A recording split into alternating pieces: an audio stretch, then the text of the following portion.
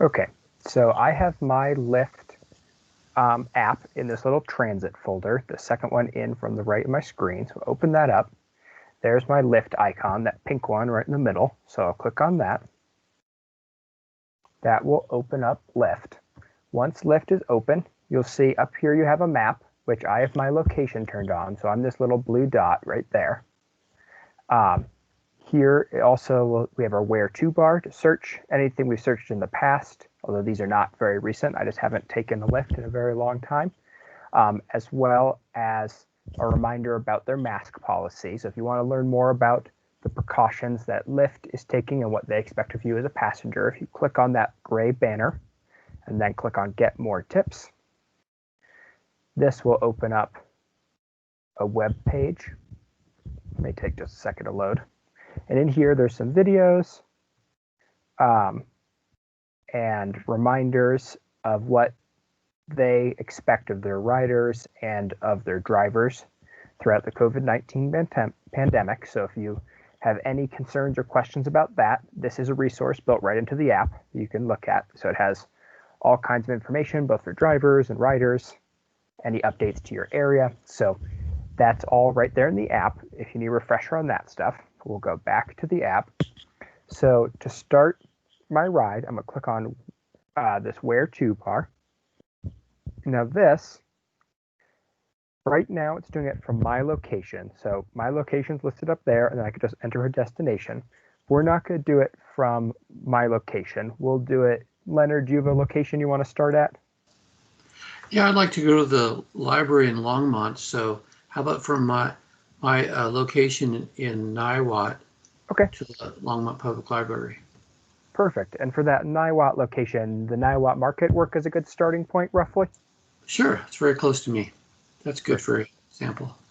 We'll do the Niwot Market. So I'm just going to start typing it in, and you can see it's pulling up a bunch of options. You got the high school, the children's park, the Niwot Loop Trailhead. There's the Niwot Market, so I'll click on that one. So that's our start. Now we need to set our destination. So we'll do the Longmont Public Library. So it hasn't come up yet. Longmont Public House, Longmont Public Library. There we are. So we'll click on that. Once it loads, so now it's showing us what that route looks like. So the purple is our starting point, the pink is our end point. If you pinch your fingers together and pull them apart, we can zoom in on that map. So it's showing us, pick us up there, showing us the rough route that the driver will probably take, showing us dropping us off at the library right there. And then down below, it's showing us the different Lyft options that we have. So it gives us a couple options. There's the standard Lyft, which is the smallest one, so you can have up to 3 people. So if you and 2 friends need a Lyft, you could take that one. If you want to be picked up right now, they're estimated to be about a 9-minute wait, and it would cost you $14.53. However, if you were okay waiting a little longer, it'll be a little bit of a cheaper ride. So if you said you chose that pickup within 15 minutes, that wait and save option, it's only $13.14. So you would save a little bit of money there. Then down below, we have the Lyft XL, which is for 5 people. Then we get into the luxury options, these luxe ones, which I've never taken. They get really pricey really fast. And then down at the bottom, it also shows you an option to take the bus as well. So if I click on that, on this one, and then pull down to the top of my screen, now it's showing me that there is a bus route. That could do that too, and that's $3. So that's one nice thing about Lyft. It does factor that in as well. So this is showing that you would have to walk out to that bus stop at the diagonal, not road in the diagonal, but you could catch a bus there and it would get you there as well. So they do want you to, it does allow you to kind of weigh your options a little bit. But let's go back up to the top, click back on this one. So they're at 10-minute wait time, 15 or $14.53 for the price, or wait a little longer for a little bit of a cheaper price. And you can see on the map right now, it's estimating that 10-minute pickup time because we can see a couple different Lyft cars that are out and about. So those little cars, there's a white one kind of in the middle of the screen. There's one about to drive under the pickup banner there. those are actual drivers that are out and about right now. So, they're nearby and could accept that ride. But let's say instead of taking the Lyft right now, you wanted to take it, say, next week.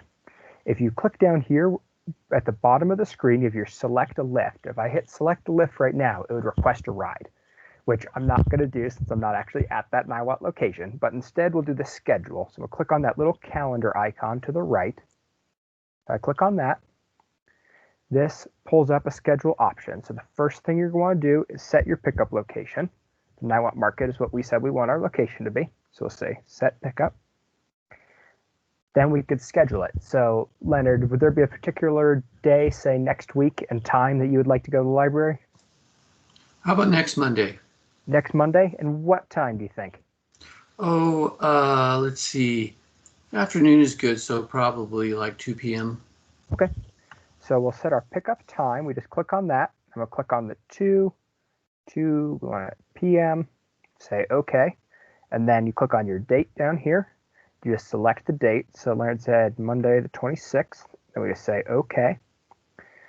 Now we say set pickup time. Now it's telling us that to schedule this ride, this will be for Monday, October 26th. They would pick us up between 2 and 2:10 is their estimate. And it would be $15. And that price, if we schedule it now, will be locked in. So that price won't change. So I'm going to click schedule ride. Now it just gives us a quick reminder. If you think you have COVID, don't travel. Wear a face covering. Help keep the cars clean. Sanitize your hands. Sit in the rear, not in the front, and keep those windows open when possible. So again, Lyft's just trying to make sure that we're all aware of the precautions we need to take before accepting the ride. So I'm going to say continue.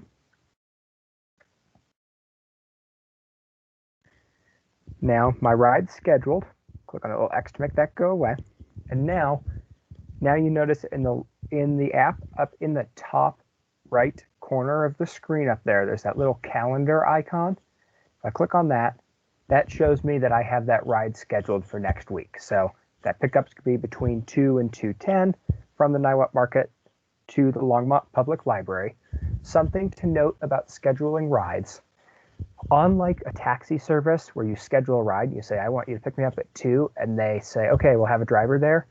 They are automatically sending a driver. It's how Lyft works when you schedule a ride. So this ride that we scheduled for 2 o'clock, that means at like 1:45, 1:30 on that day, they'll release a request out to all their drivers in the area saying, request for a ride, and drivers can accept or decline it, just like how they would for any other Lyft ride. For this ride, someone's definitely going to accept it. But let's say you're going to the airport and you need a ride to the airport at 3 a.m.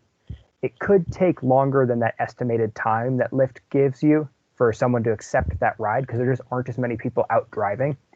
So if you know you're going to be traveling at a kind of an off-peak hour, like a late night trip to the airport, it's always a good idea to either allow a little bit more time when you schedule that ride, so schedule it for a little earlier than you might need, so it gives extra time for someone to pick it up. Or if you know that you're going to need a Lyft ride in the middle of the night, like a week before, just check on Lyft on one night in the middle of the night to see how many drivers are out and about. And that should give you a good idea of how long you may need to wait for a ride, because you want to make sure that there's going to be a driver there to get you. If it's a ride like this in the middle of the day, I wouldn't be that concerned about it, but something to keep in mind. Since I'm not going to actually take this ride, I'm going to click cancel the ride right now. So, you sure you want to cancel? Yes, confirm. So I canceled that ride. One other thing that you can do in Lyft, down here, if you pull up from the bottom, it gives me a couple different options down here. If there's locations that you regularly travel to, you click on here on this home, you could enter, say, your home address, and you could set that as your home, and you can also set work addresses or doctor's addresses. So if there's places that you are commonly traveling to and from, that can save a little bit of time if you program those right into the app. So that is an option. We're going to want to go back home. And so there's our map. We can see all those drivers that are out. And then over here, this gives us, in here, you can see your ride history, So any past trips you took, make sure your payment's up to date. Sometimes Lyft will run promotions. You can view those in there. So it does, and the settings are in here too. So if you're looking for that kind of information, this is where you would find it. And there is a help window too. So if there's something you don't know about Lyft and you can't get a hold of one of us, if you click on that, I'll go back here. If you click on that little stack of 3 up in the left, and then click on the help. Oops, I clicked on settings. Click on help. This will take you to their help window. And they do have a pretty good help portal that has quite a bit of information in here that can help get you out of a bind if there's something in the app that's confusing. So that's the basics of Lyft. It's fairly straightforward. Any tips you would have, Leonard? That looks really easy to use. I like how it shows the little cars in there.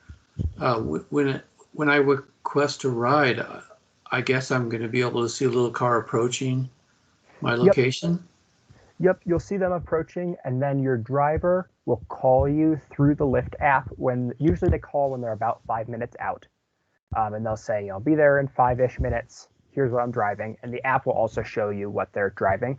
But your driver will contact you through the app, so they won't call you through your phone number, but they'll call you through the application.